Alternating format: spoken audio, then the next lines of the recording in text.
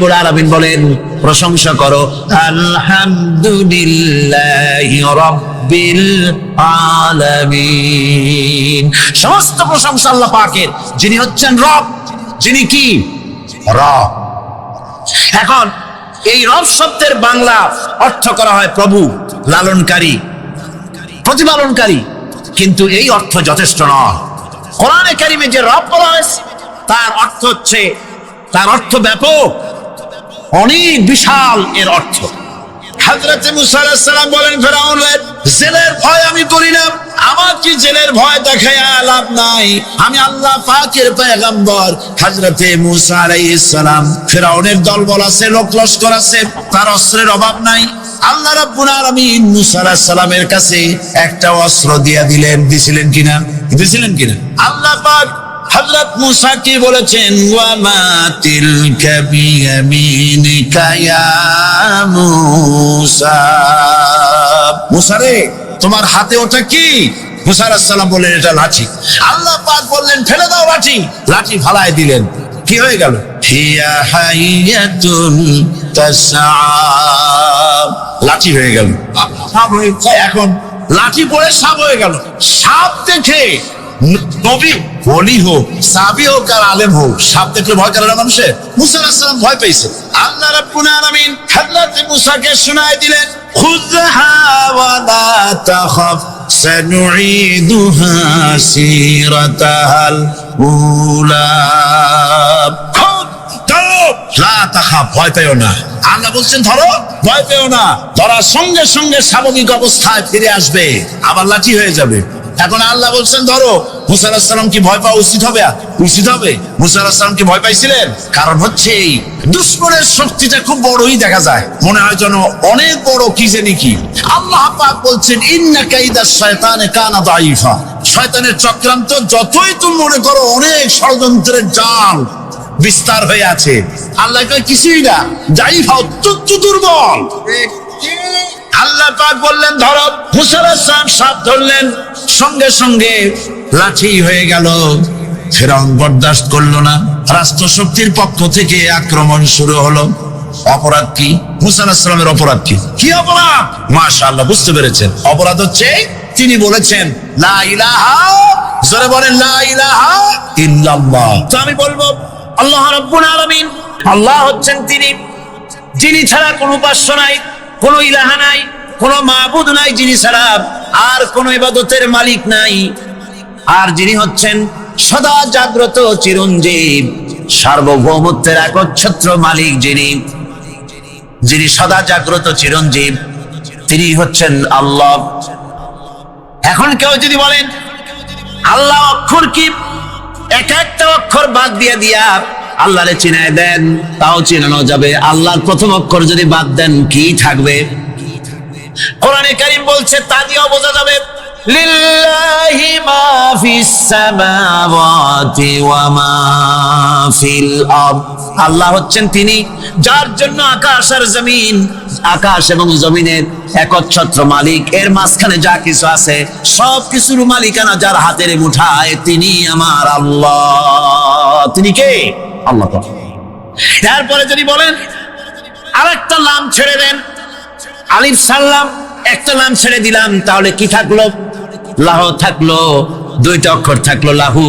এই লাহু দিয়েও আল্লাহ রাব্বুল আলামিনের সিফাতকে, তার গুণকে বোঝা যাবে। লাহু মাকালিদুস সামাওয়াতি ওয়াল আরদ, আল্লাহ পাক বলেন আসমান এবং জমিনের রিজকের চাবিকাঠি আল্লাহ পাকের হাতে, যাকে খুশি তিনি পর্যাপ্ত রিজেক দান করেন। কেউ যদি বলেন লামটাও ভালা দেন, লামটাও ছেড়ে দেন, দিলাম নাম একটা ছেড়ে, থাকলো কি? একটা অক্ষর থাকলো হু। এই হু দিয়ে আমার আল্লাহরে চেনা যাবে। ওয়া হুয়াল গফুরুল ওয়াদুদুল আরশিল মাজিদ ফাআলুল লিমা ইউরিদ, আমার আল্লাহ হচ্ছেন তিনি যিনি ক্ষমাশীল, যিনি দয়াবান, যিনি বান্দাকে মহব্বত করেন, যিনি হচ্ছেন আরশে আসিমের মালিক, তিনি হচ্ছেন সেই মহান সত্তা যিনি যা খুশি তাই করতে। সুতরাং আল্লাহ হচ্ছেন এমন এক লফজ এমন এক নাম, এমন এক ইসমে জাত যার কোনো বিকল্প নাই, যা অনুবাদ করে আল্লাহকে স্রষ্টা বললে এটা সারবে না, সৃষ্টিকর্তা বললে সারবে না। আল্লাহ পাকের নামের বিরাট বিশাল ব্যাপক অর্থ রয়েছে। সুতরাং আল্লাহকে আল্লাহই বলতে হবে। আল্লাহকে কি বলতে হবে? আল্লাহ আল্লাহ আল্লাহ। কত মজাই নামে, সুবহানাল্লাহ, কত মজাই নামে।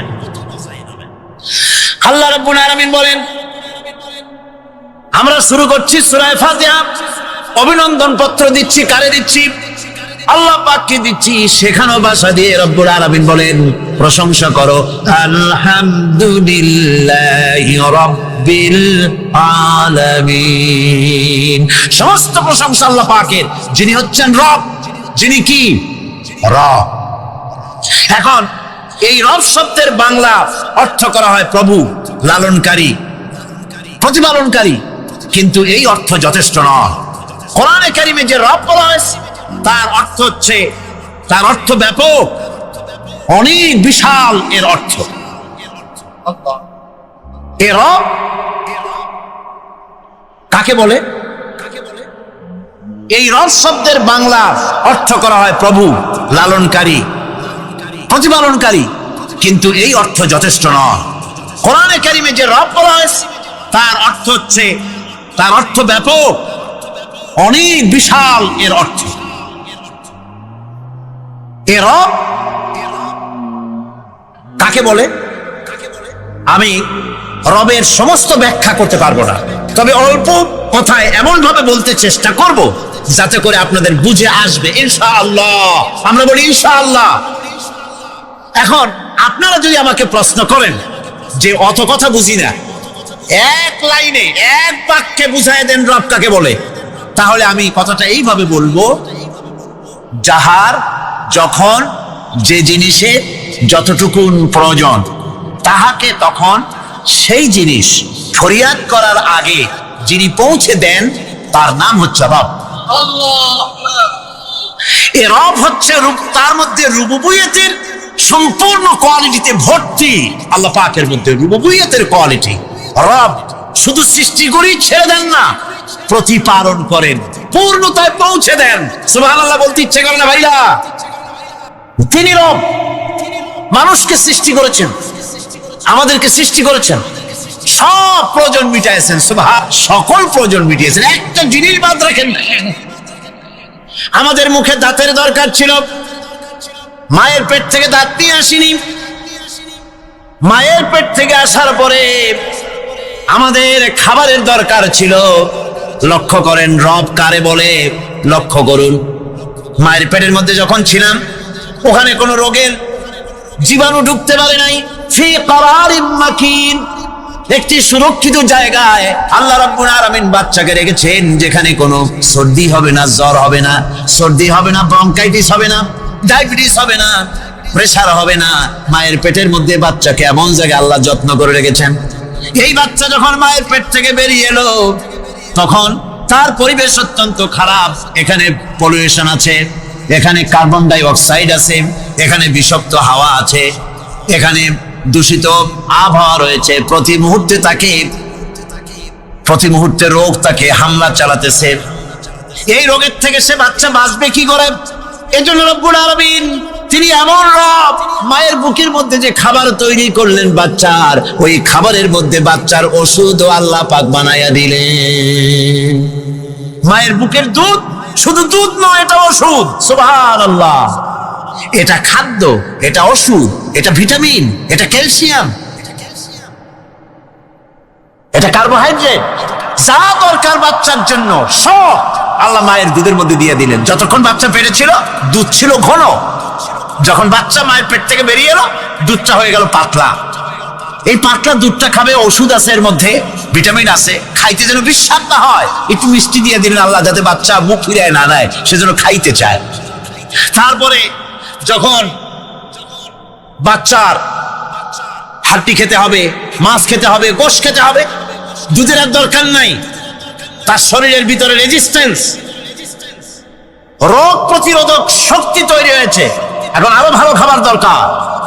আল্লাহ রাব্বুল আলামিন মায়ের দুধকে শুকায় দিলেন, চুষলে আর পাওয়া যাবে না, দুধ শুকায় গেছে, এখন বাইরের খাবার খেতে হবে।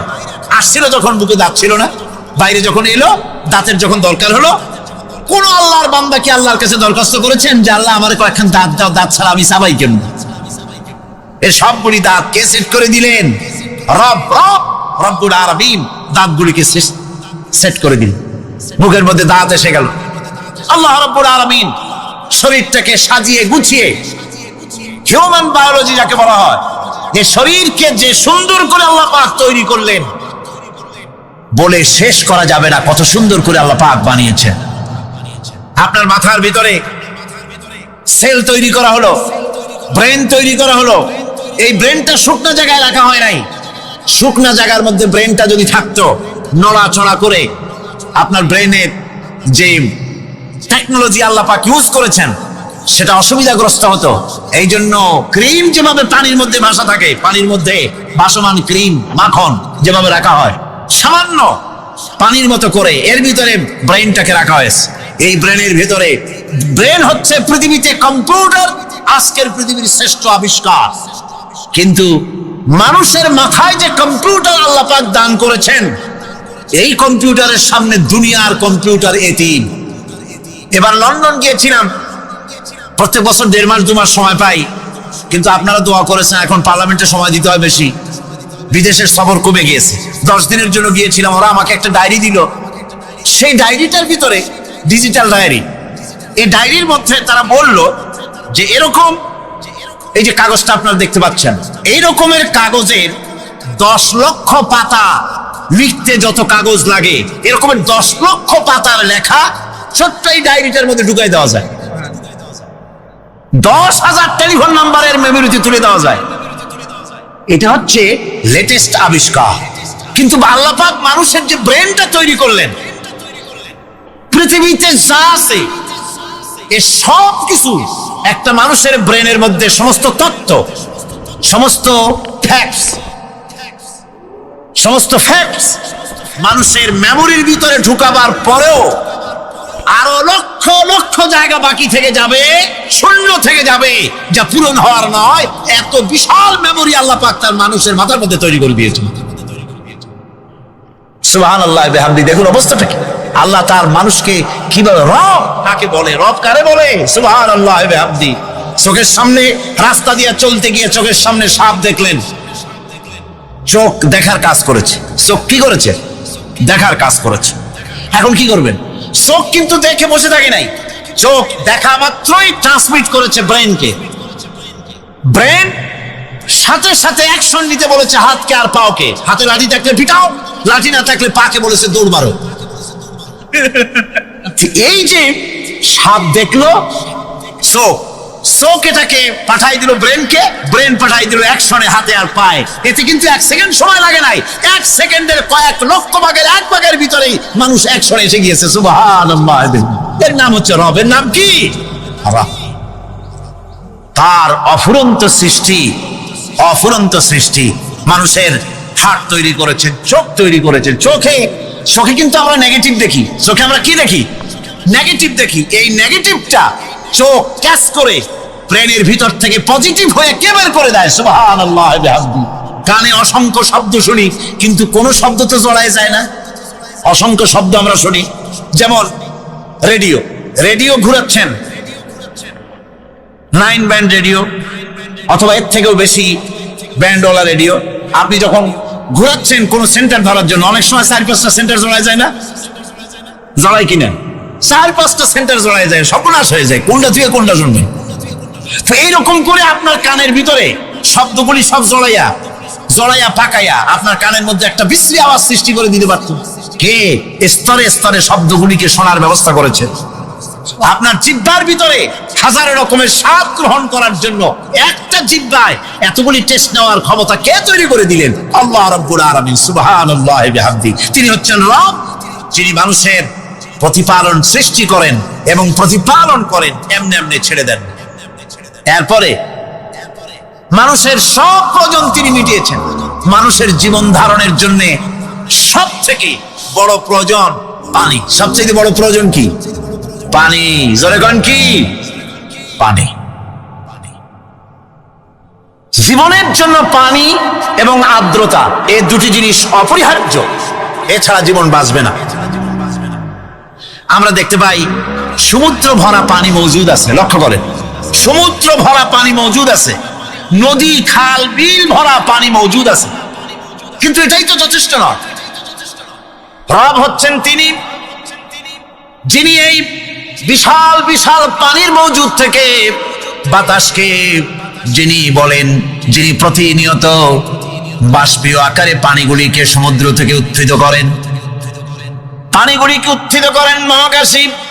আল্লাহ পাক বলেন, আল্লাহুল্লাযী আরসালার রিয়াহা ফাতুসিরু সাহাবা, বাষ্প হয়ে পানিগুলি আকাশে উত্থিত হয় এবং মহাকাশে যাওয়ার পর এই পানিগুলি, লবণাক্ত পানিগুলি আল্লাহর মেশিনে সেগুলি মিষ্টি হয়ে যায়। জোরে কোন সুবহানাল্লাহ। পানিগুলি মিষ্টি হয়ে গেল, ওই মিষ্টি পানি আল্লাহ রাব্বুল আলামিন নাজিল করে দিলেন। এবার বৃষ্টি কণা কণা হয়ে পড়লো, ফোঁটা ফোঁটা বৃষ্টি। আল্লাহ খুঁজে দেখলেন বৃষ্টির ফোঁটাগুলি পৃথিবীর প্রতিটি কণা তালাশ করে তৃষ্ণার্ত কণাগুলিকে আল্লাহ পাক ভিজাই দিলেন। সেই জন্য তার নাম হলো রব। তিনি হচ্ছেন রব, প্রয়োজন মিটান। পানি সবচেয়ে প্রয়োজন বেশি, সেই পানি আল্লাহ পাক এভাবে সরবরাহ করলেন। জমিনের চারিদিকে নদী নালা রেখেছেন, জমিনকে আর্দ্র করেছেন, জমিনের ভিতরের পানি মিষ্টি করেছেন। টিউবওয়েল মারলে পরে, পাম্প করলে পরে ভিতর থেকে মিঠা পানি আল্লাহ পাক বের করে দেন। সুবহানাল্লাহ। এই মিষ্টি পানির ব্যবস্থা করেছেন। এরপরে তিনি ওই আল্লাহ পাক মিষ্টি পানির ব্যবস্থা করে বৃষ্টির মাধ্যমে পৃথিবীতে ফসল উৎপাদনের ব্যবস্থা করে দিলেন। পাক কোরআনে কারীমের মধ্যে বলেছেন, ওয়াজআলনা মিনাল মাই কুল্লা শাইইন হাই, পানি দ্বারাই আমি সব বস্তুকে সজীব রাখি। বৈশিষ্ট্যের দিক থেকে পানির রয়েছে অনেক গুণ, আশ্চর্য গুণ। পৃথিবীর ৭৫% হচ্ছে পানি। আকাশ থেকে অর্থাৎ চাঁদ থেকে যখন চাঁদে ভ্রমণকারীরা যখন ছবি তুলেছে, তো সেই ছবিতে ব্লু রং এসেছে বেশি, সবুজ এসেছে কম। সবুজ হলো গাছপালা, আর ব্লু হচ্ছে পানি। সমুদ্রের পানির রং হচ্ছে নীল। মানুষের শরীরের ভিতরে ৬০% পানি, গাছের মধ্যে রয়েছে পানি। পানি ছাড়া পৃথিবীর বাঁচার কোনো পথ নাই। কিন্তু আপনারাই বলেন, লোহা যদি আল্লাহ তৈরি না করতেন, এই মাইক তৈরি হতো, রাইফেল তৈরি হতো?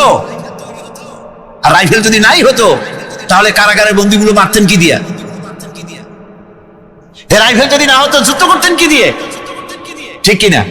যত মারামারি ইত্যাদি যা কিছু হচ্ছে, তো শুধু মারামারির জন্যই তো আল্লাহ লোহা বানান নাই। লোহার সবচাইতে বড় প্রয়োজন হচ্ছে জমিন কর্ষণ করা, জমিন চাষ করা। এই জমিন চাষের জন্য লাঙ্গল দরকার, শাবল দরকার, খন্তা দরকার, কোদাল দরকার। এই লোহার দাম তো আল্লাহ পাক এত লোহা বেশি দিয়েছেন, যার জন্য লোহার দাম কম। সোনা কম দিয়েছেন, যেহেতু সোনার প্রয়োজনীয়তা কম। লোহার প্রয়োজনীয়তা বেশি, এই জন্য লোহা বেশি দিয়েছেন, দামটা কমে গেছে, যার জন্য আপনার আমার জন্য কিনে ব্যবহারটা সহজ হয়েছে। কথা ঠিক কিনা বন্ধুগণ? আল্লাহ রাব্বুল আলামিন এইভাবে করে মানুষের রুবুবিয়তটা, আল্লাহ পাকের রুবুবিয়ত হচ্ছে এই, তিনি মানুষকে সুন্দর করে সৃষ্টি করে যা কিছু প্রয়োজন সবকিছু খাওয়াচ্ছেন, দিচ্ছেন। সে আল্লাহ পাক প্রশ্ন করছেন, কুল মান ইয়ারযুকুকুম মিনাস সামাই ওয়াল আরদ أَمَّنْ يَمْلِكُ السَّمْعَ وَالْأَبْصَارَ وَمَنْ يَخْرُجُ الْحَيَّ مِنَ الْمَيِّتِ وَيُخْرِجُ الْمَيِّتَ مِنَ الْحَيِّ। আকাশের প্রশস্ত বুক থেকে এবং জমিনের এই প্রশস্ত বুক থেকে কে রিজিক, তোমাদের খাদ্যকে উৎপাদন করে? কে নির্জীব থেকে সজীবকে বের করেন? আর কে সজীবকে নির্জীবে পরিণত করেন? তিনি কে? তিনি হচ্ছেন আল্লাহ পাক। আল্লাহ পাক বলছে, এই প্রশ্ন যদি তাদেরকে করা হয় তো তারা কি বলবে? আল্লাহ পাক বলেন, ওয়ামান ইউদাব্বিরুল আমরা ফাসায়াকুলুনা আল্লাহ ফাকুল আফালা তাত্তাকুন। হে নবী, এদেরকে প্রশ্ন করুন।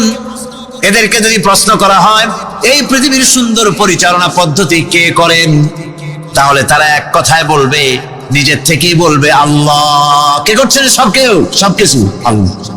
আল্লাহ পাক বলেন নবী তাহলে তাদেরকে বলেন এ কথা জানার পর, এ কথা বোঝার পরেও কেন তারা ঔদাসীন্যতা দেখাচ্ছে, কেন তারা গাফিল হয়ে যাচ্ছে, কেন তারা আল্লাহ পাককে ভয় করে তার পথের অনুসারী হচ্ছে না? যে আল্লাহ রাব্বুল আলামিন এত কিছু করছেন, তিনি তার পরিচয় সম্পর্কে বলে দিচ্ছেন, ফাযালিকুমুল্লাহু রাব্বুকুমুল হক ফামাযা বা'দাল হক ইল্লাদ দালাল।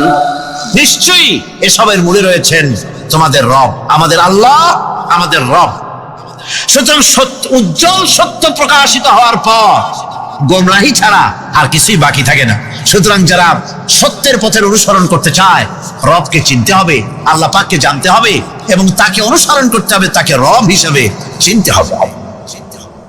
আমার বন্ধুগণ, এটা হচ্ছে সেই রুবুবিয়াত ইলাহি যার দিকে হযরত মূসা আলাইহিস সালাম ইঙ্গিত করেছিলেন ফেরাউন যখন তাকে প্রশ্ন করেছিলেন, ফামান রাব্বুকুমা ইয়া মূসা। হে মূসা, তোমাদের দুজনের রব কে?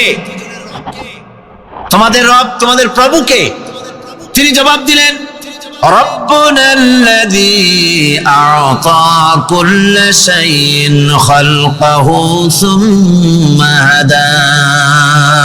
রব হচ্ছেন আমাদের তিনি, যিনি নাকি আমাদের প্রতিপালক, আমাদেরকে সৃষ্টি করেছেন এবং আমাদেরকে হেদায়েত দিয়েছেন, সঠিক পথের দিশা দিয়েছেন। এখানে হেদায়েত হচ্ছে, এখানে হেদায়েত শব্দের অর্থ হচ্ছে সৃষ্টি শুধু করেন নাই, তাকে চলার, তার খাদ্য অনুসন্ধানের, তাকে বেঁচে থাকার সবকিছুর উপকরণ, এর কমন সেন্স, এর সাধারণ জ্ঞান আল্লাহ পাক তার সাথে দিয়েছেন। তিনি হচ্ছে রব। আচ্ছা, একটা দৃষ্টান্ত দেই। এই হেদায়েতটা কি? এই হেদায়েতটা হচ্ছে আপনাদের বাড়িতে যদি কারো বিড়াল থাকে, বিড়াল, বিড়াল বোঝেন তো না? কি বলে এটা? বিড়াল, বিলাই নাকি বলে? বিড়াল। এই বিড়াল যদি আপনাদের কারো বাড়িতে থাকে, তো বিড়ালের প্রসবকালীন অবস্থা দেখবেন, বিড়ালের প্রসব হবে, বাচ্চা দেবে। বিড়াল তখন ঘরের মধ্যে পেরেশান হয়ে ঘুরতে থাকে, একটা নিরাপদ জায়গা খোঁজে, একটা নিরাপদ জায়গা খোঁজে। প্রসব করার 2-3 দিন আগের থেকে খুঁজতে থাকে তার জন্য নিরাপদ জায়গা কোনটা। এরপরে খুঁজতে খুঁজতে প্রসবের দিন সে সত্যিকারের ঘরের মধ্যে সবচেয়ে কোনা কানা জায়গা যেটা, সেই রকম একটা নিরাপদ জায়গা সে বেছে নিল। এরপরে বাচ্চা হলো। বাচ্চা হওয়ার পর এই বাচ্চার উপরে কেউ যেন আক্রমণ না করে, শত্রু যেন তার জায়গাটিতে না আসে, এই জন্য বাচ্চাটার তো হাত দিয়ে মায়ের মতো করে নিতে পারে না, সে আস্তে করে ঘাটটা কামড়ায় ধরে যাতে করে বাচ্চা ব্যথা না পায়। ওইভাবে করে ঘাট কামড়ায় ধরে, আজকে এই সিঁড়ির নিচে, কালকে ওই খাটের নিচে, পরশুদিন এই আলমারির কোনায়, এইভাবে বাচ্চাগুলি সরায় সরায় রেখে বাচ্চাকে প্রতিপালন করে। এই বিড়াল রে হেদায়েত দিলটা কি? যিনি দিলেন তার নাম রব। ইনি হচ্ছেন রব্বুল আলামিন। সন্তান প্রতিপালনের ব্যবস্থা শুধু দুনিয়ার মানুষকেই দেন নাই, প্রাণী জগৎকেও দিয়েছেন। সুবহানাল্লাহ। বলেন বলেন, মুরগির বাচ্চা হলো, ডিমের থেকে বাচ্চা বেরোলো, এই বাচ্চাগুলি হয়েছে গতকাল, আজকে বাচ্চাগুলি আদার খাচ্ছে মায়ের সাথে। হঠাৎ করে একটা চিল এলো আর ওর মা একটা সিগন্যাল মারলো, সাথে সাথে বাচ্চাগুলি দৌড়াইয়া এমন পলান দিল, আপনি তো ভালো একাদশীর বাপেও তালাশ করে পাবে না যে মুরগির বাচ্চা পলাইলো। এখন ওই বাচ্চাটিকে এই সিগন্যাল সম্পর্কে কে অবহিত করলো যে এরকম একটা আওয়াজ শুনলে এটা ভীতির আওয়াজ, এটা সাইরেন, এটা বিপদ সংকেত, এটা ডেঞ্জার সিগন্যাল, এটা শুনলে দেখলে তাড়াতাড়ি করে আত্মগোপন করবা। কেজি গেল, কেজি গেল, আল্লাহ পাক শিখাইছেন। এখন এক শ্রেণীর বুদ্ধিজীবী তারা আবার উল্টা কথা কয়। তারা বলে কি? তারা বলে যে মুরগি বাচ্চা, এই বাচ্চা যে দৌড় মারলো, এখানে আল্লাহ এইসব কিছু নাই, নাউযুবিল্লাহ মিন যালিক। তো এখানে কি আছে? কই যে এখানে বিষয়টা হলো এই যে এই মুরগি আর মোরগ, ওর বাপ মা, এই দুজনের মধ্যে আছে চিলের ভয়, আছে শিয়ালের ভয়। ওই ভয় ওদের মধ্যে ছিল, এই মা বাপের ক্রসের মাধ্যমে বাচ্চা আসছে, কাজে ওই ভয়, বাপের যদি কোনো রোগ থাকে, মায়ের রোগ থাকে, তো এগুলি তো বাচ্চার মধ্যেও ঢোকে। তো ভয় হোক, সুখ হোক, দুঃখ হোক, এই অনুভূতি স্বাভাবিক প্রক্রিয়ার মাধ্যমে বাচ্চার মধ্যে ঢুকছে, আর সিল দেখে আওয়াজ শুনে সে আত্মগোপন করেছে। এইটা আমি পড়িয়া আমি আমার আলোচনা এক জায়গায় বললাম বুদ্ধিজীবীদের উদ্দেশ্যে, যদি সত্যি তাই হয়, মোরগ আর মুরগি মা বাবার মধ্যেই ভয় আছে বলে বাচ্চার মধ্যেই ভয় ঢুকছে, সেই জন্য সে আত্মগোপন করছে। তাহলে আবার মানুষের ব্যাপারে কথাটা আনি, মানুষেরা সাপের ভয় করে না মহব্বত করে? কথার জবাব দিলে না, যখন তখন মনে হয় আপনারা সাপ বুঝি ভালোবাসেন। সাপ আমরা সকলেই ভয় পাই, মায়ও ভয় পায়, বাবাও ভয় পায়। এই মায়ের গর্ভে সন্তান এসছে, সন্তানের বয়স 2 বছর 2.5 বছর, ঘরের মধ্যে কেউ ছিল না, ঘরের মধ্যে একটা সাপ আসছে, একটা সুন্দর সাপ, দেখতে সুন্দর, কিন্তু সে সাপে কামড়ালে মানুষ মরে যায়। ওই সাপটা মাথা উঁচু করে ফোনা ধরেছে। এই বাচ্চাটা কি সাপ দেখে দৌড় মারবে, না বাচ্চাটা ওই সাপটাকে ধরার জন্য সে এগিয়ে যাবে? কোনটা করবে? এগিয়ে যাবে। তাহলে মা বাপের ভয়, তাদের মা বাপের রক্তের মধ্যে, শিরার মধ্যে সব জায়গায় সাপের ভয়, তার মাধ্যমে বাচ্চা এসে বাচ্চার মধ্যে সাপের মহব্বত হইল, কারণ ভয় হইল না কেন বাচ্চা অবস্থায়। সুবহানাল্লাহ। আমার বন্ধুগণ, মুরগির বাচ্চাকে হেফাজত করার জন্য বুদ্ধিমান প্রাণী মানুষ তার কাছে নাই বলে আল্লাহ রাব্বুল আলামিন তারে বাচ্চা অবস্থা থেকে বোঝার তৌফিক দিয়েছেন কোনটা ভয়ের আওয়াজ, কোনটা হলো বিপদের আওয়াজ। মানব সন্তানের প্রতিপালন করার জন্য তার মার বাবা আছে বলে ওই রকম করে পশুদের মতো আল্লাহ বানান নাই, তাকে হেফাজত করার জন্য মা বাপ আছে বলে এই দায়িত্ব আল্লাহ পাক মা বাপের উপরে ছেড়ে দিয়েছেন। মা বাপ তাকে হেফাজত করে। রুবুবিয়তের প্রতিপালন, হেদায়েতের এই প্রতিপালন আল্লাহ পাক মানুষকে এভাবে করে তাদেরকে হেদায়েত দিয়েছেন, তার পথের চলার দিশা দিয়েছেন। পিঁপড়ার খাদ্য সংগ্রহের ব্যাপারটা দেখেন, পিঁপড়ার আছে দারুণ ঘ্রাণ শক্তি। কোথায় খাবার? 5 তলায় আপনি মিষ্টি খাচ্ছেন, রসগোল্লা থুয়ে দেন, তারপরে দেখেন কোন জায়গায় দিয়ে পিঁপড়া এসে জন্মের খাওয়া খায়, ঠিক কিনা? দেখেন তার কত তীব্র ঘ্রাণ শক্তি, সেখানে চলে যাচ্ছে। তাকে হেদায়েত দেওয়া হয়েছে, তাকে ঘ্রাণ শক্তি দেওয়া হয়েছে। চিল, শকুন, ঈগল কোথায় থাকে বুঝেন না? মহাশূন্যে 3 থেকে 3.5 মাইল উপরে শকুন, বাজ, ঈগল উঠতে থাকে। খাবে কি? ওখানে তো তার খাবার ছড়ানো নেই। আল্লাহ হচ্ছেন এমন রব, আমাদের স্রষ্টা হচ্ছেন এমন রব, যিনি ওই চিল, বাজ আর শকুন মহাশূন্যে যেগুলি উড়ে বেড়ায় ওদেরকে আল্লাহ পাক এমন তীব্র দৃষ্টি শক্তি দান করেছেন, 3 মাইল উপর থেকেও ছাগল মুরগি মরা দেখলে ওখান থেকে সে ঝাঁপায় পড়ে তাকে খেতে পারবে। তাকে দেওয়া হচ্ছে দৃষ্টি শক্তি। এরকম করে যার যা প্রয়োজন, সমস্ত প্রয়োজনগুলি আল্লাহ মিটাচ্ছেন। এরই নাম হচ্ছে রুবুবিয়তে ইলাহি। এটাই হচ্ছে আল্লাহ পাক রব, এটা তার অসংখ্য প্রমাণ। সেই জন্য আল্লাহ পাক বলেন আলহামদুলিল্লাহি রাব্বিল আলামিন। পড়েন সবাই আলহামদুলিল্লাহি রাব্বিল আলামিন। সমস্ত প্রশংসা হচ্ছে আল্লাহ পাকের জন্য। কোন আল্লাহ? প্রথমে তো আল্লাহ বললাম, তারপর বললাম রব, এখন বলা হচ্ছে কোন রব? যিনি আলামিন, রব্বিল আলামিন, যিনি সমস্ত জাহানের রব। তাহলে বোঝা যাচ্ছে রব, জগৎ একটা না। জগৎ, কথা বুঝতেছেন আমার? জগৎ একটা নয়, অসংখ্য জগৎ আছে। বহুমাত্রিক জগতের কথা এখানে আল্লাহ পাক বলছেন। আমি এই জন্য বলি যে কোরআন হচ্ছে বিজ্ঞানের উৎস। কোরআন বিজ্ঞানের কি? বিজ্ঞানের আবিষ্কার যত বাড়বে, বিজ্ঞান চিরটা কাল কোরআনের কাছে ভিক্ষার হাত দিয়ে এতিমের মতো দাঁড়ায় থাকবে কিয়ামত পর্যন্ত। আজ পৃথিবীর বিজ্ঞানীরা বলছে জগৎ সম্পর্কে, আমরা মনে করছি পৃথিবীটাকে, আমাদের কাছে জগৎ 2টা। কয়টা জগৎ? একটা জগৎ হলো এইটা, ইহ জগৎ আর পরজগৎ, এছাড়া আর কিছু জানি না। এই 2টাই জগৎ আমাদের কাছে। এখন দেখেন বিজ্ঞানীরা কি বলছে। বিজ্ঞানীরা বলছেন সৌরজগতে শুধু আমাদের সৌরজগৎটাই শেষ না, অসংখ্য সৌরজগৎ আছে মহাশূন্যে, অসংখ্য সৌরজগৎ। পৃথিবীর প্রতি 4 বিলিয়ন মানুষ যদি এক একটা সৌরজগৎ দখল করে, তাতেও সৌরজগৎ শেষ হবে না। আরো সহস্র সহস্র বিলিয়ন বিলিয়ন সৌরজগৎ আরো ফাঁকা পড়ে থাকবে। এত সৌর জগৎ আল্লাহ সৃষ্টি করেছেন। এই মহাশূন্যে বহুমাত্রিক জগতের কথা আল্লাহ পাক এখানে বলেছেন। এই পৃথিবী একটা জগৎ, এই মাটির তলে আছে আর এক জগৎ, সমুদ্রের ভিতরে আছে পানির তলার আর এক জগৎ। আর মহাশূন্য যে কি তা আপনার মাথায় শূন্য হয়ে যাবে চিন্তা করতে করতে। এই জন্য বিজ্ঞানীরা, বড় বড় বিজ্ঞানী, এরা কিন্তু নাস্তিক হয় না। বর্তমান বিজ্ঞানীরা চিন্তা করে গবেষণা করে খেয়ে হারিয়ে ফেলছে মহাশূন্যকে দেখে। যেখানে আছে গ্যালাক্সি, যেখানে আছে মিল্কি ওয়ে, যেখানে রয়েছে অসংখ্য তারকা, এই পৃথিবীটা মহাশূন্য আল্লাহ যেভাবে তৈরি করেছেন সেই তুলনায় এই পৃথিবী একটা মার্বেলের চাইতে খুব বেশি একটা বড় কিছু হবে বলে মনে হয় না। পৃথিবী যদি হয় একটা মার্বেলের মতো, তাহলে আমরা যে মানুষ, আমাদের অস্তিত্ব কোথায় চিন্তা করেন। এবার মহাশূন্যে চলেন। মহাশূন্য সে কি বিশাল মহাশূন্য! একটা তারকা থেকে আর একটা তারকায় যদি যেতে হয় তাহলে সহস্র সহস্র বিলিয়ন বছরের দরকার হবে। কি বছর? এই দুনিয়ার বছর না, আলোকবর্ষ, লাইট ইয়ার। আলো চলে প্রতি সেকেন্ডে কত? 1,86,000 মাইল।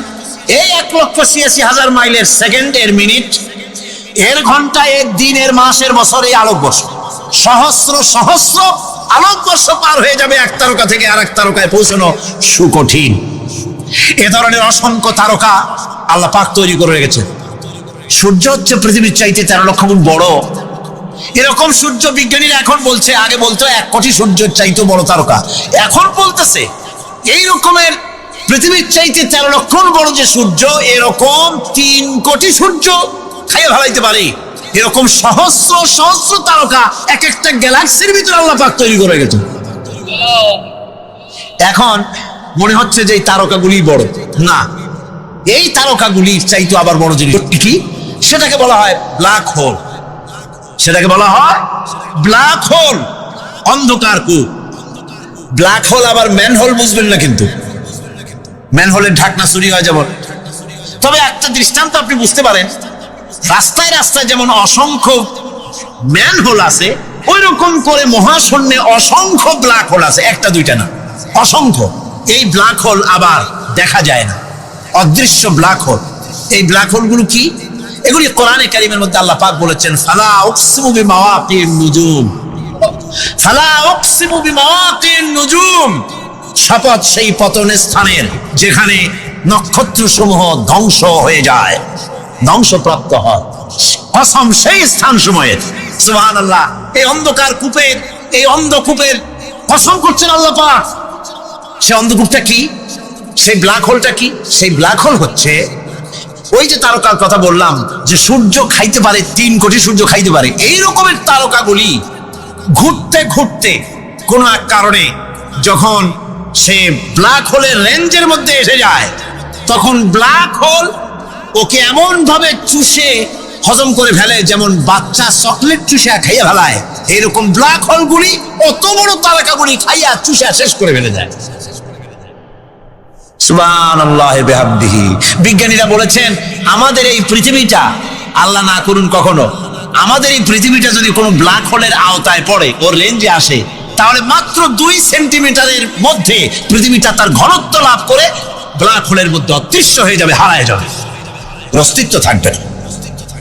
আল্লাহ পাক, আশ্চর্য লাগে আমার বিজ্ঞানের বইপত্র যখন পড়ি, আমার কাছে আশ্চর্য লাগে 1400 বছর আগে নবী কোনো বিজ্ঞানাগারে পড়াশোনা করেন নাই, কোন সায়েন্স নিয়ে রিসার্চ করেন নাই।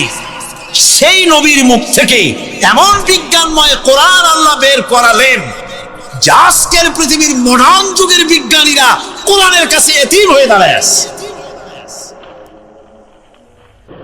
হযরত ইমাম হোসেন রাতের বেলায় সঙ্গীদের বললেন, ও আমার সাথীরা, ইয়াজিদ আমার শির চায়, আমাকে চায়, আমার সঙ্গে থেকে তোমরা তোমাদের জীবনকে বিপন্ন করো না, তোমরা সবাই ফিরে চলে যাও মদিনায়। সাথীরা বললেন, ইমাম, আজকে যদি আপনাকে ছেড়ে জীবনের মায়া নিয়ে মদিনায় ফিরে যাই, আর আপনার যদি শাহাদাত নসিব হয়, তাহলে কিয়ামতের দিন আল্লাহ নবীর সামনে আমরা কি জবাব দেব? আমরা আমাদের জীবন দিয়ে আপনাকে পাহারা দেব। সকালবেলা যুদ্ধ শুরু হয়ে গেল। জোহরের নামাজ আসতে না আসতে 40 জন পুরুষ শাহাদাত বরণ করলেন। এখন একজন পুরুষ বেঁচে আছেন, ইমাম হুসাইন। তাঁবুর ভিতরে স্ত্রী এবং অন্যান্য মহিলাদের কাছ থেকে বিদায় নিতে এসেছেন। তোমাদেরকে আল্লাহর হাওয়ালা করলাম, আমি যুদ্ধে চলে যাচ্ছি। আমার চোখের সামনে আমার নানাজির দান্দান মোবারক শহীদ হওয়া ইসলাম, সাহাবীদের রক্ত দেওয়া, জীবন দেওয়া ইসলাম, খেলাফত মিটে যাবে পৃথিবী থেকে, রাজতন্ত্র প্রতিষ্ঠা হবে। আমার জীবন থাকতে আমি তা হতে দেব না। স্ত্রী এগিয়ে এলেন, বললেন, হোসাইন, জিহাদের ময়দানে থেকে আমি আপনাকে বিরত থাকতে বলবো না, তবে একটি দাবি আছে। এই যে ছোট্ট দুগ্ধপোষ্য শিশু, গত কয়েকদিন হলো ঘরে খাবার নাই, পানি নেই, আমার বুকে দুধও নাই। এই ছোট্ট বাচ্চাটিকে একটু পানির ব্যবস্থা করুন। ইমাম হোসাইন কলিজার টুকরা সন্তানকে দুই হাতে উঁচু করে এজিদি সৈন্যদের সামনে এসেছেন। এজিদি সৈন্যরা, আমার হাতের দিকে তাকাও, এটি রসুলের আওলাদ, আমার কলিজার টুকরা সন্তান। ফোরাতের অফুরন্ত পানি প্রবাহিত হচ্ছে, একটু ফোরাতের কুলটা ছেড়ে দাও, ওর একটু পানি পান করায়। আমার সাথে তোমাদের শত্রুতা থাকতে পারে, এই নিষ্পাপ বাচ্চার সাথে তো কোনো শত্রুতা থাকার কথা নয়। তার এই আবেগপূর্ণ কথা এজিদি সৈন্যদের কলিজায় স্পর্শ করলো না। তারা বিষাক্ত তীর নিক্ষেপ করলো। ইমাম হোসাইনের উঁচু করে ধরা বাচ্চার বুকের ভেতর থেকে বিষাক্ত তীর প্রবেশ করে বেরিয়ে গেল অপর প্রান্ত থেকে। রক্ত ফিনকি দিয়ে বেরিয়ে এলো। ইমাম হোসাইন দুই হাতে আসলা ভরে সেই রক্ত চেহারায় মাখতে লাগলেন আর বললেন, কলিজার টুকরা সন্তান, সালেহ আলাইহিস সালামের উটনির রক্তের চাইতে তোমার রক্ত পবিত্র। হযরত সালেহ আলাইহিস সালামের চাইতে রাসূলুল্লাহর মর্যাদা অনেক বেশি, তুমি তার আওলাদ। বাচ্চাকে কোলে করে নিয়ে স্ত্রীর কাছে গিয়ে বললেন, স্ত্রী, এই নাও তোমার বাচ্চা, ঠান্ডা হয়ে গেছে, এমন পানি পান করেছে কিয়ামত পর্যন্ত পানি পানি বলে তোমারে আর বিরক্ত করবে না। ইমাম হোসেন লড়াই করলেন ময়দানে। বহু সংখ্যক সৈন্য হতাহত করে ফোরাতের কুল উন্মুক্ত করে ঘোড়ার পৃষ্ঠ থেকে নেমে এক আস্তা পানি তুলেছেন, পানি পান করবেন। মুখের কাছে যখন আকণ্ঠ তৃষ্ণার্ত পিপাসার্ত হোসাইন মুখের কাছে পানি নিয়েছেন, হঠাৎ ভেসে উঠল মনের পর্দায়, একটু আগে আমার কলিজার টুকরা সন্তান এই পানির অভাবে চলে গেল। 40 জন মানুষ বিদায় হলো, এক ফোঁটা পানি দিতে পারলাম না, এই পানি আমি কেমনে খাই? হাতের থেকে পানি পড়ে গেল। অশ্বের পৃষ্ঠে আরোহণ করলেন, চতুর্দিক থেকে তীর আর তরবারি আসতে লাগলো। ইমাম হোসেন বললেন, থামো, একটু থামো, তোমরা কাকে তীর বিদ্ধ করছো? আমি কি তোমাদের রাসূল মুহাম্মদ সাল্লাল্লাহু আলাইহি সাল্লামের নাতি নই? আমি কি তোমাদের রাসূলের কলিজার টুকরা মা ফাতেমার নয়নের মণি নই? কেমন করে আমার গায়ে তোমরা তীর মারো? উম্মে সালমা, আমাদের মা উম্মে সালমা রাদিয়াল্লাহু তাআলা আনহা, সকাল বেলায় 11ই মুহররম সকাল বেলায় তিনি ঘরে বসে কাঁদতেছেন। কয়েকজন প্রতিবেশী মহিলা এসে বলছেন, মা আপনি কাঁদেন কেন? তিনি বলছেন, আজকে রাত্রে আমি স্বপ্নে দেখেছি রাসূলুল্লাহ আমার বাড়ি এসেছেন। আমি দেখতে পেলাম আল্লাহ রাসূলের চোখ দিয়ে পানি পড়ছে, দাড়ি মোবারক ধুলা মাখা, বুক কাটা বলি। আমি জিজ্ঞেস করলাম, ইয়া রাসূলুল্লাহ, আপনি কাঁদেন কেন? মুখখানা মলিন কেন? দাড়ি মোবারকে ধুলাবালি কেন? রাসূলুল্লাহ বললেন, উম্মে সালমা, তুমি জানো না আমি এইমাত্র কারবালা থেকে এসেছি। আমি দেখে এলাম আমার কলিজার টুকরা হুসাইনের শির মুবারক তার দেহ থেকে বিচ্ছিন্ন করে ঘোড়ার পদদলি ঘোড়া দিয়ে পদদলিত করা হয়েছে তার দেহ মোবারক। ইসলাম এত সহজে আসে নাই, অনেক রক্ত পাড়ি দিয়ে এসেছে ইসলাম। হযরতে হোসাইনের মস্তক মুবারক ইয়াজিদি সৈন্যরা একটা প্লেটে করে নিয়ে কুফার গভর্নর ইবনে জিয়াদের সামনে রেখেছে। ইবনে জিয়াদ চেয়ারে বসা, সিংহাসনে বসা, ইমাম হোসাইনের মস্তক মুবারক তার পায়ের কাছে রেখেছে। কলঙ্কিত ইতিহাস, কি করে আমি শুনাই আপনাদেরকে? ইবনে জিয়াদ চেয়ারে বসে পায়ের কাছে রাখা ইমাম হোসাইনের ঠোঁটের উপরে লাঠি দিয়ে নাড়তেছে। হযরত যায়েদ রাদিয়াল্লাহু তাআলা আনহু ৮০ বছর বয়স, তিনি বলছেন, ইবনে জিয়াদ এতক্ষণ যা করেছো মুখ বুজে সহ্য করেছি, কিন্তু এখন যেটা তুমি করতেছো পায়ের কাছে কার বাধা? তুমি যে ঠোঁটের উপরে লাঠি দিয়ে নাড়তেছো, আমি যায়েদ, আমি দেখেছি রাসূলুল্লাহ 1000 বার এই মুখের উপরে চুমা খেয়েছে। তোমার বেয়াদবি বন্ধ করো। প্রিয় ভাই, সব রাজতন্ত্র নয়, পরামর্শ ভিত্তিক সমাজ ব্যবস্থা প্রতিষ্ঠার জন্য আল্লাহ তাআলা ইসলাম দিয়েছেন, দ্বীন দিয়েছেন। আমার ছোটবেলার কথা আমি দেখেছি শর্ষিরা মাদ্রাসায় পড়তাম। আব্বা টাকা দিতেন মাদ্রাসায় যাওয়ার সময়, আবার মা আবার মুরগির ডিম বিক্রি করা, বিভিন্ন জিনিস বিক্রি করা বা বাজার করা পয়সা, উদ্বৃত্ত কিছু পয়সা আব্বার অজান্তে আমার হাতের মুঠার মধ্যে দিয়ে দিতেন। যখন মাদ্রাসার দিকে রওনা হয়েছি, পর্দার আড়াল থেকে দরজা থেকে দেখতাম, যতক্ষণ তাকায় দেখতেছি চোখ থেকে পানি দল করে পড়তেছে। সুবহানাল্লাহ, মা কি জিনিস! আল্লাহ আল্লাহ আল্লাহ। বিদেশে যদি কারো সন্তান মারা যায়, সবার জানার আগে কবি বলতেছেন, বিদেশে বিরাজ্য যার পুত্র মারা যায়, পশু পক্ষী না জানিতে আগে জানে মা। মায়ের কই যার তারে টান লেগে যা, মা বুঝতে পারে আমার সন্তান তো নাই। ইতালির রাজধানী রোম। রোম প্রাচীন সভ্যতার লালন ভূমি। কোরআনে কারিমে সূরায় রোম রয়েছে। এই রোম সেই রোম। এখানের বাদশার কাছে রাসূল করিম সাল্লাল্লাহু আলাইহি সাল্লাম হেরাক্লিয়াসের কাছে চিঠি পাঠিয়েছিলেন। সেই রোম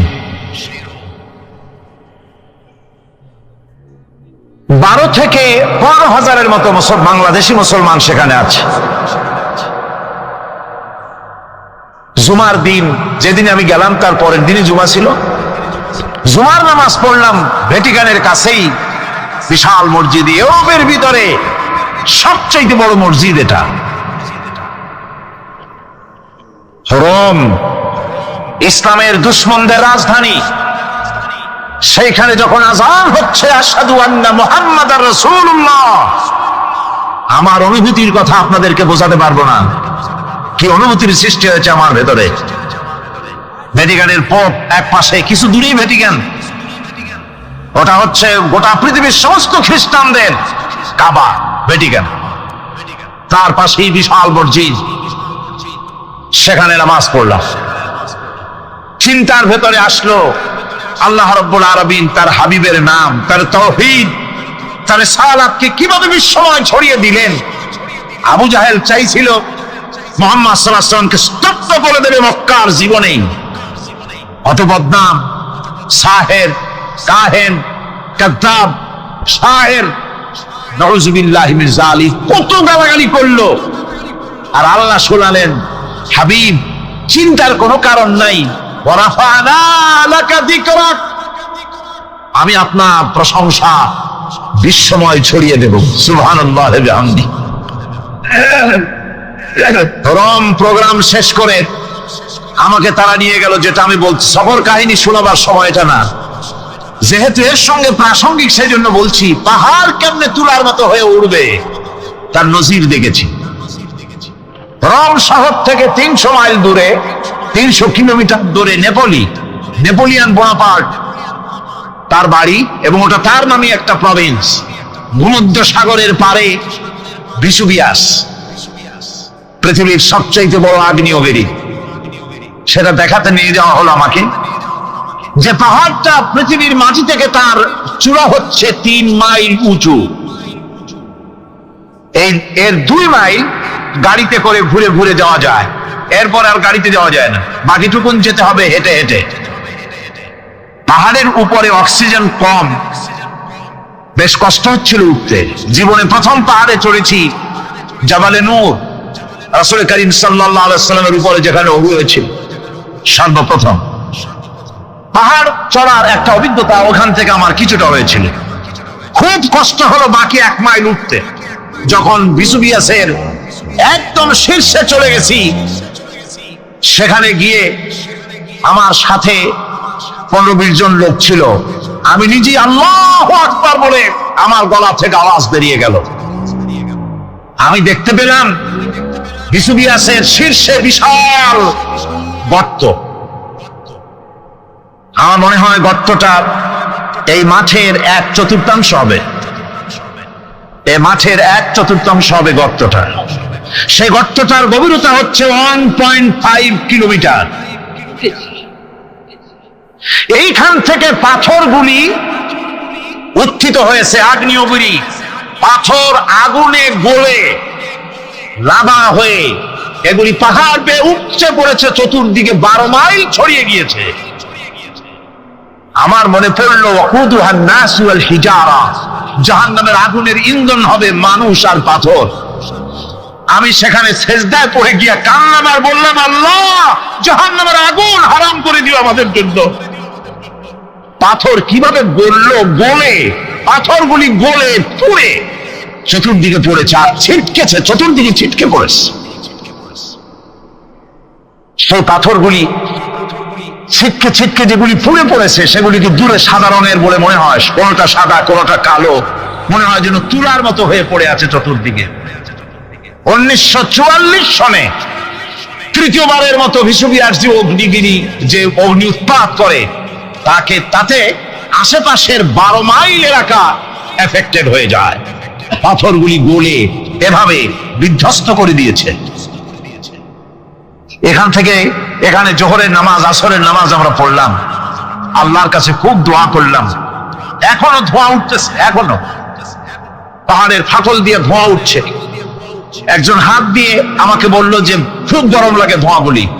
ওখানকার লোকেরা বলল যে ভেতরে এখনো আগুন আছে, তবে সুপ্ত, যে কোনো মুহূর্তে আবার তা জাগ্রত হতে পারে। আমরা সেখান থেকে নেমে এলাম। একটু কিছু দূর গিয়েই সেখানে হলো পম্পেই শহর। এই পম্পেই শহরটা হচ্ছে ঈসা আলাইহিস সালামের জন্মের 2000 বছর আগে এই শহর তৈরি হয়। ঈসা আলাইহিস সালামের জন্মের 179 বছর পর ভূমিকম্প হয়। সেই ভূমিকম্পে গোটা পম্পেই শহরটা পৃথিবীর মানুষের চোখের আড়াল হয়ে যায়, ধ্বংস হয়ে যায়, মাটির তলায় বরফ হয়ে। আজ থেকে 200 বছর আগে মাটি খনন করতে গিয়ে এই শহর আবিষ্কৃত হয়।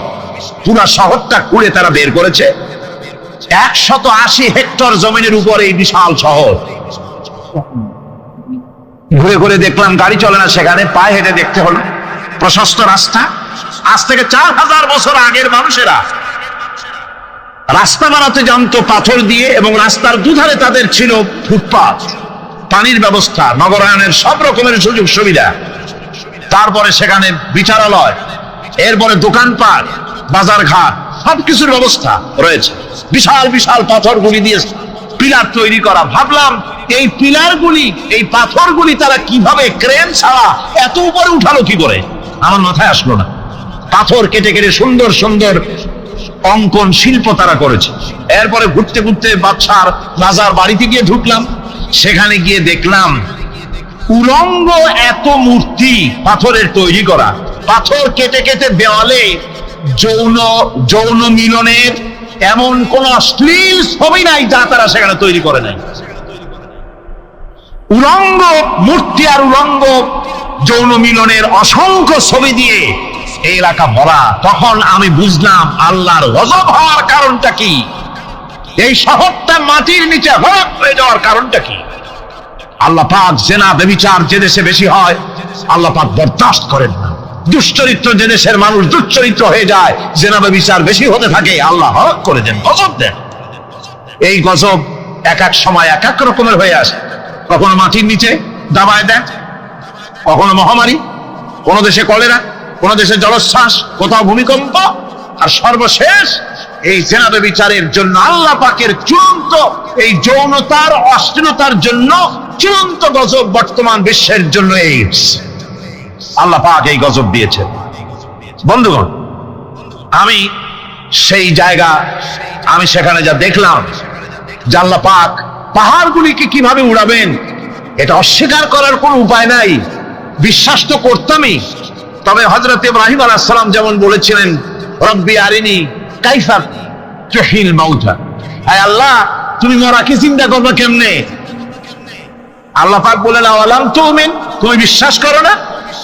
ইব্রাহিম আলাইহিস সালাম বললেন, বালা, অবশ্যই বিশ্বাস করি, ওয়ালাকিন লিয়াতমাইন্না কলবি, যদি চোখে দেখতাম তাহলে আমার অন্তরাত্মা খুব ঠান্ডা হতো। আল্লাহ রাব্বুল আলামিন চোখে দেখায় দিলেন জিন্দা কেমনে মুর্দা হবে, মুর্দা কেমনে জিন্দা হবে, আল্লাহ দেখায় দিলেন। পাহাড় উড়ায় দিবেন আল্লাহ রাব্বুল আলামিন। একথা কলিজার মধ্যে এটার উপর ঈমান বিশ্বাস, কিন্তু আল্লাহ চোখে দেখাইছেন, ঈমান আরো মজবুত হয়েছে, যা ছিল আরো মজবুত হয়েছে। সুবহানাল্লাহ। আল্লাহর ভয়তে কলিজা কেঁদেছে। আমি পাহাড়ের উপরে কেঁদেছি, যার যার হয়ে কেঁদেছি। নবীর সাহাবীরা পৃথিবীর শ্রেষ্ঠ সন্তান, নবীর সাহাবীরা পৃথিবীর সেরা মানুষ, তাদের চাইতে সেরা মানুষ নবীদের পরে আর কেউ হতে পারে না। জোরে কোন সুবহানাল্লাহ। নবীর পরে পৃথিবীতে শ্রেষ্ঠ মানুষ কারা? সাহাবায়ে কেরাম রিদওয়ানুল্লাহি তাআলা আলাইহিম আজমাইন। ওনারা তো কুফরের মধ্যে ছিলেন, শিরকের মধ্যে ছিলেন, চুরি ডাকাতি জেনা ব্যভিচার এমন কোন পাপ নাই যা করা হয়নি। তারপরে যখন আল্লাহর নবীর কাছ থেকে তাওহীদ, রিসালাত ও আখিরাতের দাওয়াত পেলেন, কি সোনার মানুষ এক একজন হয়ে গেলেন। সুবহানাল্লাহ। যারা ছিলেন নারীর সতীত্বের জম, তারা হয়ে গেলেন নারীর সতীত্বের পাহারাদার। যারা মানুষের মাল চুরি করত, ডাকাতি করত, তারা রাতভর মানুষের মালের পাহারা দিল, মানুষের রক্তের পাহারা দিল। সুবহানাল্লাহ ওয়া বিহামদি। রক্ত সম্পদের পাহারা দিল। রাসূল বললেন, খায়রুল কুরুনে কারনি, সর্বশ্রেষ্ঠ যুগ তো আমার যুগ।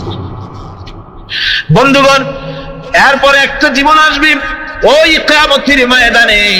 এই পরকালের বিশ্বাসটা গুরুত্বপূর্ণ ব্যাপার, আমাদের সবকিছুর হিসাব দেওয়া লাগবে।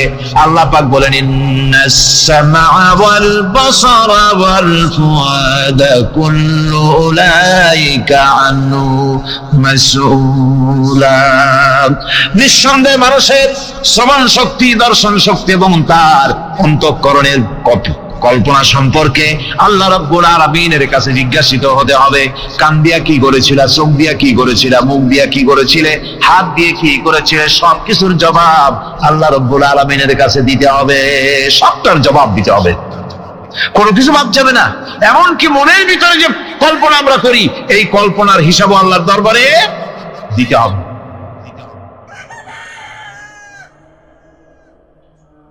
হযরতে জাফর চলে গেলেন নিজের বাড়িতে।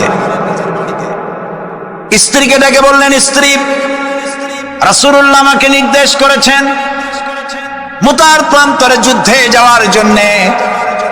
আমি চলে যাব, তোমার কাছে বলতে এলাম। রাসূলুল্লাহ নির্দেশ না করলে বলতেও আসতাম না। আমি যদি শহীদ হয়ে যাই, আমি যদি আর না ফিরি, আমার সন্তানগুলিকে আমার রাস্তায়ও, এই রাস্তায়, দ্বীনের রাস্তায় তাদেরকে তৈরি করবে। স্ত্রী বলছেন, হে আমার স্বামী, রাসূলুল্লাহ নির্দেশ করেছেন জিহাদের ময়দানে যাওয়ার জন্য।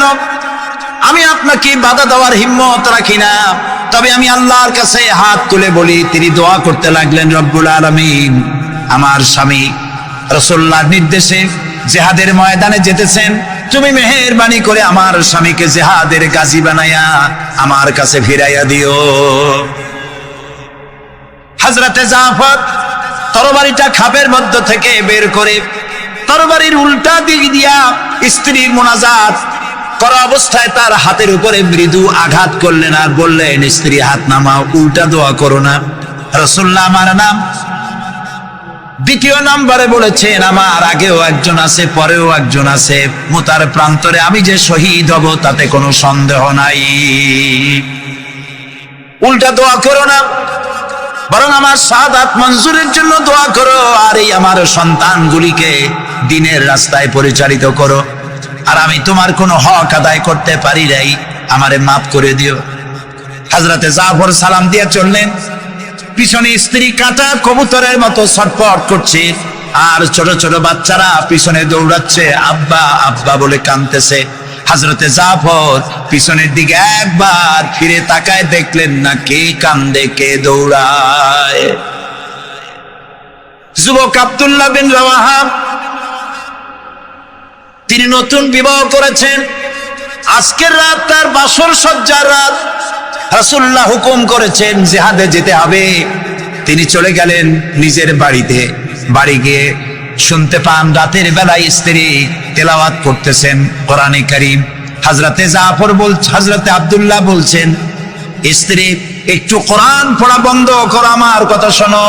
আল্লাহর নবী আমাকে জিহাদের জন্য যাওয়ার জন্য আমাকে নির্দেশ করেছেন, আমি জিহাদে চলে যাচ্ছি। তোমার সঙ্গে বিবাহ হয়েছিল, আমি তোমার কোনো হক আদায় করতে পারি নাই, এজন্য আমারে তুমি মাফ করে দিও। স্ত্রী বলল, প্রাণের স্বামী, আমি শুনেছি এই মদিনায় আপনি সুপুরুষ, এক সুদর্শন যুবক, প্রাণ ভরে একবার দেখতেও পারি নাই। আপনি একবার আমার রুমের ভিতরে আসেন, আপনার চেহারাটা আমি একটু দেখে নেই। স্বামী বললেন, আমি তোমার রুমে ঢুকবো না, আমি তোমার রুমের ভিতরে যাব না, আমি এখনই যুদ্ধে রওনা করব। স্ত্রী বলছেন, প্রাণের স্বামী, রুমের ভিতরে প্রবেশ করলে পরে আমি কোনো প্রেম নিবেদন করব না, শুধু একবার চেহারাটা ভালো করে দেখে রাখতে চাই, কারণ কিয়ামতের ময়দানে আমি যেন আপনাকে স্বামী বলে চিনে নিতে পারি। হযরত আব্দুল্লাহ বলছেন, প্রিয়তমা স্ত্রী শোনো, যদি তোমার এই ধারণাই হয়, এই নিয়ত যদি থাকে, আর আমার শাহাদাতের পরে যদি তুমি সবর করতে পারো, আমাকে আর দেখার দরকার নাই। আল্লাহ যদি আমার শাহাদাত মঞ্জুর করেন, তাহলে কিয়ামতের দিন জান্নাতের ভেতরে তোমাকে আমাকে স্বামী স্ত্রী হিসাবে আল্লাহই পরিচয় করাইয়া দিবে। হযরত আব্দুল্লাহ চলে গেলেন জিহাদের ময়দানে। যুদ্ধ শুরু হয়ে গেল। 3000 সৈন্য রাসূলুল্লাহর পাঠানো সাহাবীদের প্রচন্ড আক্রমণে রোমান সৈন্যরা পালায়ে কুল পাচ্ছে না। হযরতে যায়েদ শহীদ হলেন, হযরতে জাফর তার ডান হাত কাটা গেল, তার বাম হাত কাটা গেল, এবার ঝুলন্ত, হাত কাটা, পা কাটা, এই অবস্থায় তিনি পড়ে আছেন। হযরতে আব্দুল্লাহ বিন রাওয়াহা তিনি ছুটে গেলেন তরবারি ধরার জন্য, তিনি ছুটে গেলেন ইসলামের পতাকা ধারণ করার জন্য। কাছে গিয়ে দেখেন কে যেন পতাকা উঁচু করে রেখেছে। কাছে গিয়ে দেখেন হযরতে জাফর হাত কাটা দুদিকে পড়ে আছে, পা কাটা দুদিকে পড়ে আছে, শূন্য মাথাটা তার। হযরতে জাফরের শূন্য মাথা ইসলামের পতাকা ধরে কামড়ে ধরে উঁচু করে রেখে দিয়েছে। হযরতে জাফর শাহাদাতের সময় বলেছিলেন, ও আমার রাসূলের সাহাবীরা, আল্লাহ রাসূলকে আমার বিদায় সালাম আরজ করে দিও। আমি এখন আমার নাকের ভিতরে জান্নাতের সুঘ্রাণ পেতেছি, আমার মনে হয় এখনই আমার শাহাদাত নসিব হয়ে যাবে। ও জাফর, তোমার শাহাদাতের পরে আল্লাহ তোমার সাথে কি ব্যবহার করেছেন? হযরতে জাফর বলেন, আল্লাহ তাআলা আমাকে জান্নাতের নাজ ও নিয়ামত দিয়ে আমাকে জিজ্ঞাসা করেছেন, তুমি আর কি চাও? আমি বলেছি, রব্বুল আলামিন কিচ্ছু চাই না, জমিনে আর একবার পাঠাও, তোমার দ্বীনকে প্রতিষ্ঠার জন্য, তোমার দ্বীনের রাস্তায় আর একবার জীবন দিয়ে আসি। হযরতে লোকমান তিনি তার সন্তানকে ডেকে বলছেন, কত বড় নসিহত, লক্ষ্য করেন।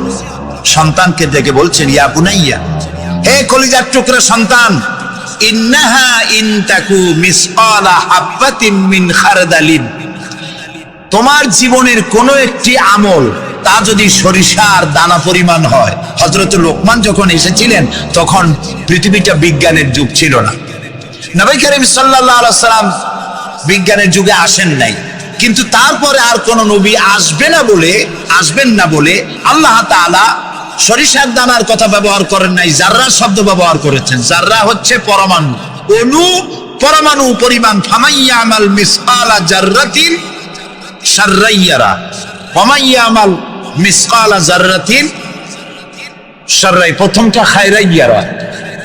তো এখানে আল্লাহ তাআলা জাররা শব্দ ব্যবহার করেছেন, যেহেতু এখন বিজ্ঞানের যুগ, আর আল্লাহ তাআলার কাছে সবটাই, সমস্ত কাল হলো বর্তমান কাল, অতীত ভবিষ্যৎ কোন বলে কোনো কাল নাই।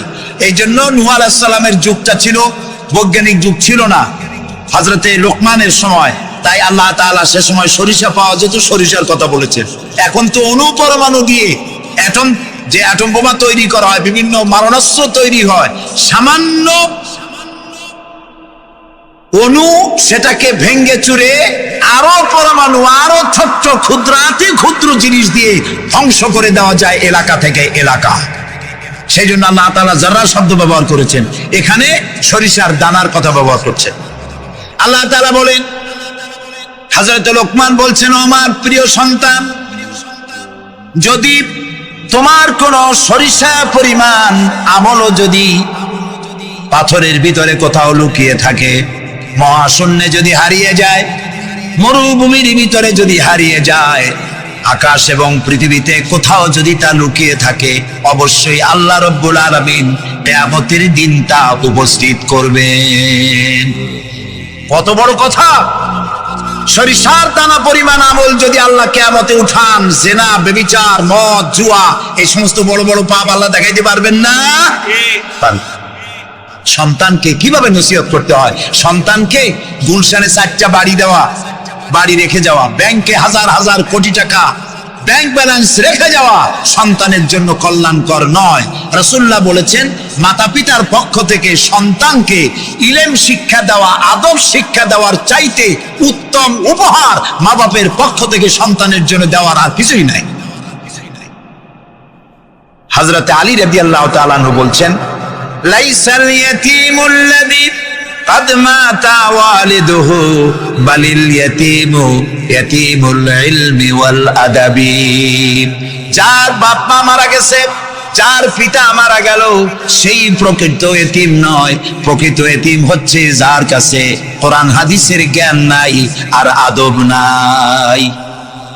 যে সন্তানকে যদি পিতা মাতা আদব শিখাতে না পারে, ইলম দিতে না পারে, তাহলে পিতা বেঁচে থাকতেই সেই সন্তান সে এতিম বানায় গেল, সে কিছুই শিখলো না।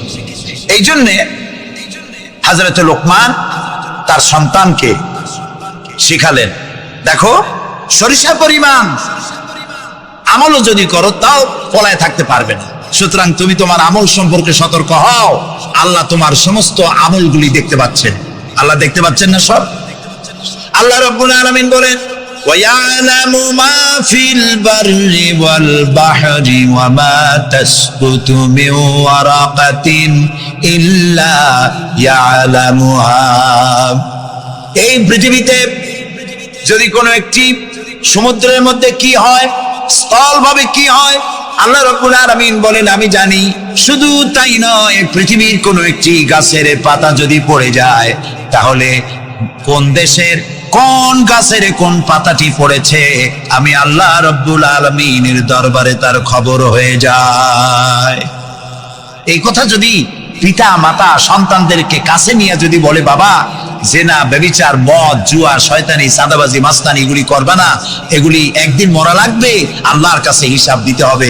মা বাবা যদি বলতো এরকম, সন্তানগুলি ভালো হইতো। ঠিক কিনা কোন? জোরে বলেন ঠিক কিনা? প্রিয় ভাই সব, কোরআনে কারীমের অসংখ্য আয়াতের মধ্য থেকে একটি আয়াত যদি আমরা মনে প্রাণে বিশ্বাস করতে পারতাম, আমল করতে পারতাম, আমাদের চরিত্র ভালো হয়ে যেত। আল্লাহ রাব্বুল আলামিন বলেন, মা ইয়াকুনু মিন নাজওয়া সালাসাতিন ইল্লা হুয়া রাবিউহুম ওয়ালা খামসাতিন ইল্লা হুয়া সাদিসুহুম। আল্লাহ তাআলা বলেন, শোনো, যেখানে তোমরা তিনজনে মিলে পরামর্শ করো, তিনজনে মিলে যেখানে পরামর্শ করো, মনে করো ওখানে তোমরা তিনজন নও, চতুর্থ আর এক সত্তা সেখানে আছে, নাম কি তার? বলেন, ওয়ালা খামসাতিন ইল্লা হুয়া সাদিসুহুম, যেখানে 5 জন তোমরা পরামর্শ করো সেখানে ষষ্ঠ আর এক সত্তা আছে, তার নাম কি? আল্লাহ। ওয়ালা আদনা মিন যালিকা ওয়ালা আকসারা ইল্লা হুয়া মাহুম আইনামা কানু।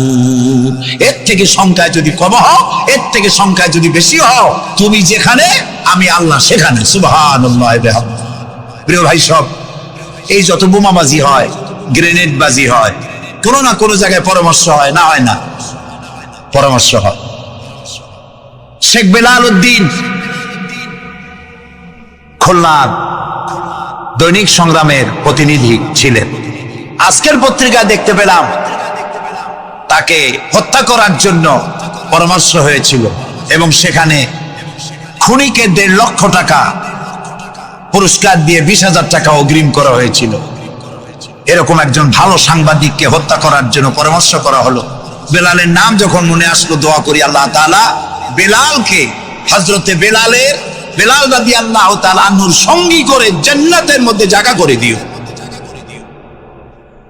যেখানে বসে এই পরামর্শটা করা হলো, কিবরিয়া একজন অর্থনীতিবিদ, দেশের একজন গুণী ব্যক্তি, তাকে হত্যা করার জন্য যেখানে পরামর্শ হয়েছিল, 21শে আগস্ট গ্রেনেড হামলা করার জন্য যেখানে পরামর্শ করা হয়েছিল, সেখানে 3 জন হোক 5 জন হোক, যারাই পরামর্শ করেছিল, তাদের যদি জানা থাকতো যে আল্লাহ রাব্বুল আলামিন এই অনুষ্ঠানে তিনি দেখতে পাচ্ছেন এবং শুনতে পাচ্ছেন, তাহলে এত বড় মারাত্মক পশুর কাজ তারা করতে পারত না।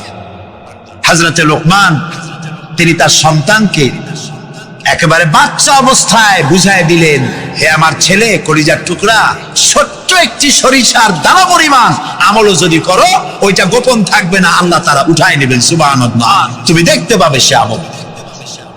প্রিয় উপস্থিতি, যুবকদের বলি, তরুণদের বলি, তরুণী আজকে আমাদের টার্গেট। তরুণরা আসো ইসলামের দিকে। তোমাদেরকে যারা লাঠিয়াল বাহিনী হিসেবে ব্যবহার করে, এদের মুখে থুতু নিক্ষেপ করে বেরিয়ে আসো, রাসূলের কাতারে শামিল হয়ে যাও। যে পথে যাচ্ছ জাহান্নামের পথ, আমরা ডাকি তোমাদেরকে জান্নাতের দিকে। সুবহানাল্লাহ। প্রিয় ভাই সব, আমি আপনাদের খেদমতে আরজ করব, হযরতে লোকমানের এই 3য় নসিহতের শেষ অংশটি করেই আমরা আপনাদের সামনে যে কথা বলতে চাই তা হলো, হযরতে লোকমান বলছেন,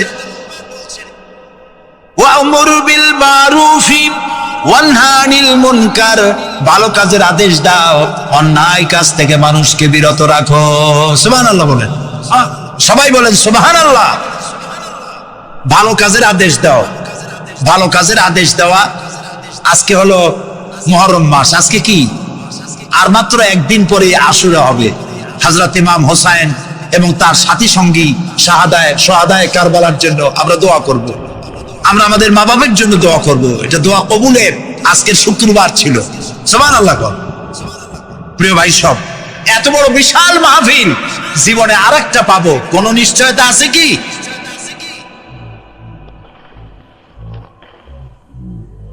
3 নম্বর নসিহতের শেষ অংশ হচ্ছে, হে প্রিয় বৎস, ভালো কাজের আদেশ করবা আর অন্যায় কাজের বিরোধিতা করবা।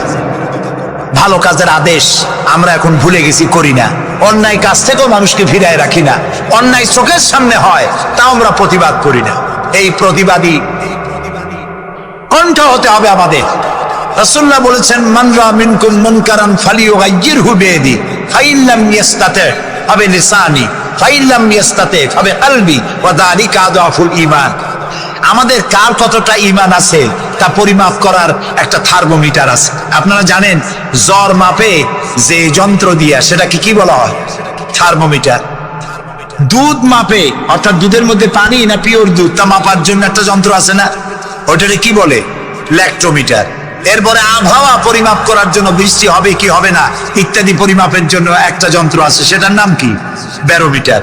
প্রত্যেকটা জিনিস মাপার এরকম যন্ত্র আছে। ঈমান মাপারও একটা হাদিস আছে। সুবহানাল্লাহ। ঈমানটা ফার্স্ট ক্লাস, সেকেন্ড ক্লাস আর থার্ড ক্লাস, এটা মাপার একটা হাদিস আছে। সেই হাদিসটা আমি পড়ে ফেলেছি আগে। রাসূলুল্লাহ বলছেন, তোমাদের মধ্যে যদি কেউ শরীয়ত বিরোধী কাজ কেউ দেখতে পাও, 2 হাতে বাধা দাও। কি দিয়ে বাধা দাও? বলেন জোরে। শক্তি প্রয়োগ করে বাধা দাও। ফাইন লাম ইয়াস্তাতে, যদি তুমি তা না পারো তাহলে মুখ দিয়ে বাধা দাও। ফাইন লাম ইয়াস্তাতে, যদি তাও না পারো অন্তরে অন্তরে ঘৃণা করো। তবে অন্তরে অন্তরে ঘৃণা করে চুপ করে বসে থাকলে হবে না, মনে মনে ঘৃণা করে হোমওয়ার্ক করতে হবে। মনের মধ্যে এই চিন্তা রাখতে হবে যে এই অন্যায় কাজকে নির্মূল করার জন্য কি করা যায়, সে সম্পর্কে পরিকল্পনা নিতে হবে। আর এটা হলো ওয়াযালিকা আযআফুল ঈমান, আর এটা হলো ঈমানের একদম থার্ড ক্লাস, তৃতীয় পর্যায়। এরপরে ঈমানের আর কোনো অংশ নাই। হযরত লোকমান বলছেন ওয়াসবির আলা মা আসাবাক, এরপরে তুমি সবর ইখতিয়ার করবে। সবর, ধৈর্য। ভালো কাজের আদেশ, অন্যায় কাজের নিষেধ, এর মধ্যে সবরের কথা আসলো কেন? সবরের কথা আসলো এই জন্য যে আপনি যখনই মানুষের ভালো কথা বলবেন তখনই আপনারে মানুষে গালি দিবে, মন্দ কথা বলবে। ইসলামের দাওয়াত দিবেন, বলবে যে মৌলবাদী, ঠিক কিনা? এখন তো কিছু দল আছে আমাদের দেশে মৌলবাদ আর সাম্প্রদায়িক ছাড়া আর কিছু চোখেই দেখে না, খালি কয় মৌলবাদ মৌলবাদ মৌলবাদ মৌলবাদ। সাম্প্রদায়িক কি সাম্প্রদায়িক হয়েছে? মৌলবাদ কি হয়েছে? ইসলাম পালন করলে, নামাজ রোজা করলে যদি মৌলবাদ হয়, তাহলে যারা গালি দেয় ওরা যদি নামাজ পড়ে তো ওরাও তো মৌলবাদী। সাম্প্রদায়িক কি হয়েছে? কেন সাম্প্রদায়িক করেন? বাংলাদেশে কি সাম্প্রদায়িকতা বলতে কিছু আছে? এই দেশেও যদি বলে সাম্প্রদায়িক সম্প্রীতি নাই, তাহলে সাম্প্রদায়িক সম্প্রীতি আছে কোন দেশে? ওই দেশের নামটা আমরা শুনতে চাই। বাংলাদেশ পৃথিবীর অন্যতম শ্রেষ্ঠ সাম্প্রদায়িক সম্প্রীতির একটি উজ্জ্বল দৃষ্টান্ত বহন করে চলছে এই বাংলাদেশ। আমরা 1947 সনে একবার স্বাধীন হয়েছি, আবার 71 সনে পূর্ণাঙ্গ স্বাধীনতা লাভ করেছে, ঠিক না ভাই? ওই একই 47-এ ভারতও স্বাধীন হয়েছে, আমরাও স্বাধীন হয়েছি। আমাদের দেশে 47 থেকে নিয়ে এই পর্যন্ত সাম্প্রদায়িক দাঙ্গা, কমিউনাল রায়ট, ধর্মীয় মারামারি, হিন্দু মুসলমানে সাম্প্রদায়িক মারামারি, খুনাখুনি হয়েছে বলেন? হয়ে থাকলে কোথায় হয়েছে বলেন? হয়েছে কোথাও? হয়নি। আর যে ভারত আমাদের প্রতিবেশী, 1947 থেকে এ পর্যন্ত সাম্প্রদায়িক দাঙ্গা হয়েছে সে দেশে 20,000 বারেরও বেশি। সেটা নিয়ে কোনো মাথা ব্যথা নেই, সমস্ত মাথা ব্যথা আমাদের দেশ নিয়ে। এইখানে খালি কয় সাম্প্রদায়িক। নামাজ যদি পড়ে, লোকেরা নামাজ পড়ে, রোজা রাখে, ইসলামের কথা বলে, সাম্প্রদায়িক মৌলবাদ এইসব কথা বলিয়া মানুষকে আর ধোকায় ফেলা যাবে না ইনশাআল্লাহ।